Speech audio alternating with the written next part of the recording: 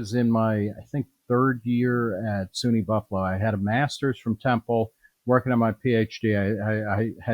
I was starting to write my dissertation. Um, and the fellowship I had it was a 3 year fellowship, so it was ending.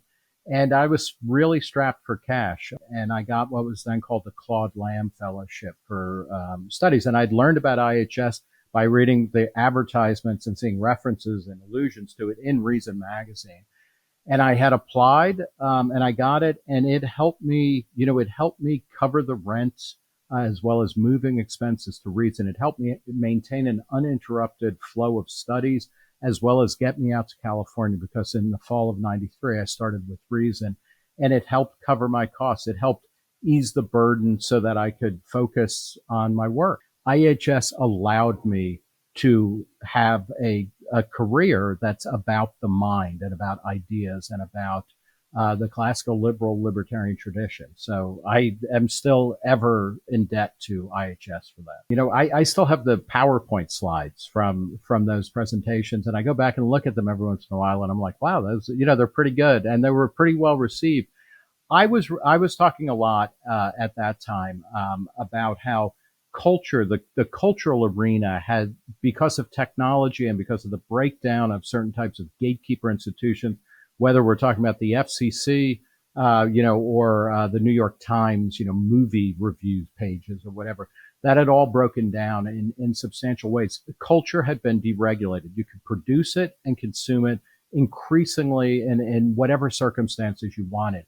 And I thought this was just fantastic. And this was the next step forward in applying a lot of libertarian understandings of how things work to a whole new area of human endeavor. And to my mind, possibly the most important aspect of human activity and human meaning.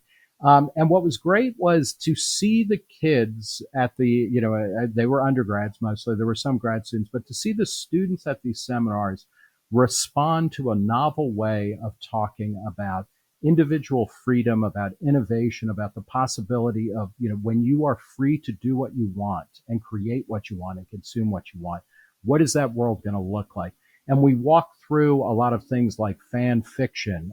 We walked through, what were then kind of early versions of internet websites and just these weird, wonderful worlds that people were building online.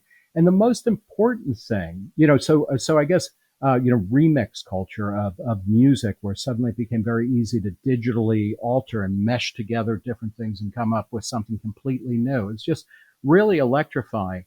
One of the things that I remember talking a lot about, and I still believe this about kind of cyberspace, about the internet, is that it's a supplemental space. It doesn't replace, everything that we know any more than than movies replace radio and television replace movies. The fact is we have more radio now than ever. We have more movies now than ever, and we have more TV now than ever. And then we have streaming online services, from YouTube to other things. So it's all supplemental. And what it means is that tradition and standards don't go away. What it means is that they are multiplied, and that we are all more in control of what tradition, what standards do we want to acknowledge and maintain and participate in. And to me, that's, the '90s, the cultural deregulation, which I talked a lot about at the IHS seminars. What a great time. What a great time. And it was, the things I remember were the good arguments about that, what is being gained, what is being lost, and kind of a recognition that we were in a new phase, and a better phase than what we had been in. But the real promise of higher education is not that you are going to, learn a bunch of skills or get a degree that will allow you to get a particular job and live well. Higher education has to be about critical thinking and about evaluating the past and what is good from it, and kind of putting it forward, modifying it, and creating a future based on, kind of the best that's been, said and thought.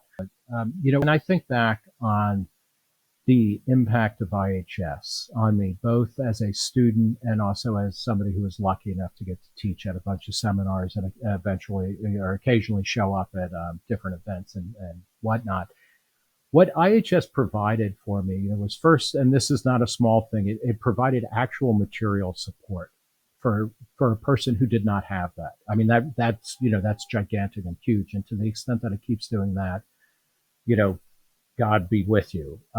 But as important, what it did, and it's continued to do this, and this might be its most important work, is that when I when I was accepted by IHS, with a graduate fellowship, and I got a bunch of books and I got invitations, I learned that there was this whole intellectual tradition that nobody was talking about that was incredibly smart and modern, cosmopolitan, regional, local, weird, wonderful, super establishment all at the same time. But it was like being let into a ghost world that exists, in this world, but you don't know it's there. And then you get like the decoder glasses or something.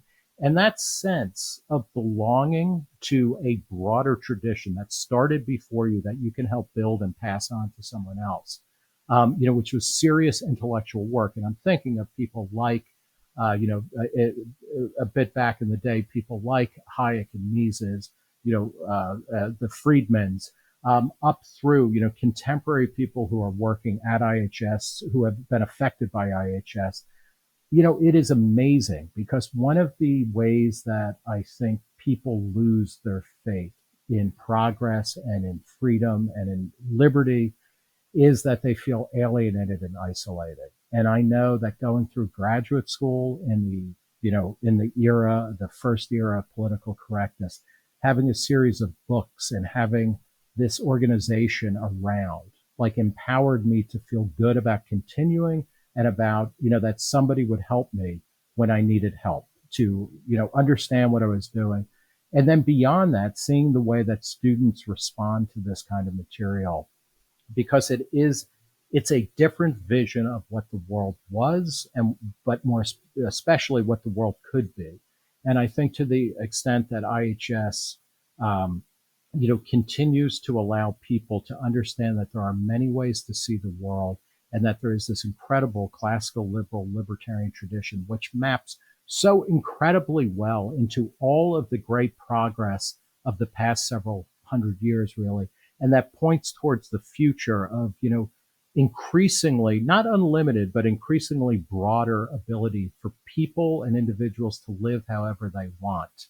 That's immense. And so for me, when I think about IHS and its kind of legacy, its legacy and its impact on me, but also how I want to help its legacy, those are the things that come to mind. This sense of camaraderie and depth, and that